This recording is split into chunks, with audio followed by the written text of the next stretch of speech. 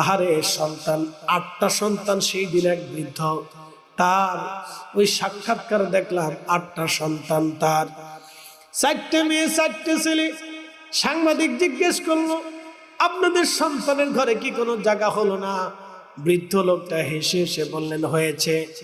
বড় ছেলের বাড়িতে কিছুদিন ছিলাম চাকরি করে, বৌমা আমাকে বাজার করতে পাঠায়। চিন্তা করলাম ঘরে বসে থাকার চাইতে বাজার করা তো ভালো, নাতিপুতির জন্য বাজার করবে, এটা তো ভালো কথা।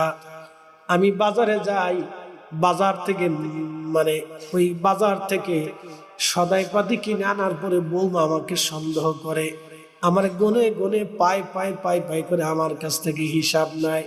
আমি তাতেও খুশি, বৌমা হিসাব নিতেই পারে, তার সংসার সে বুঝে নেবে, এটা আমার কোনো আপত্তি নাই। বৌমা হিসাব নেয়, কিন্তু একদিন বাজার থেকে 10টা টাকা বেঁচেছিল, আমার পাঞ্জাবির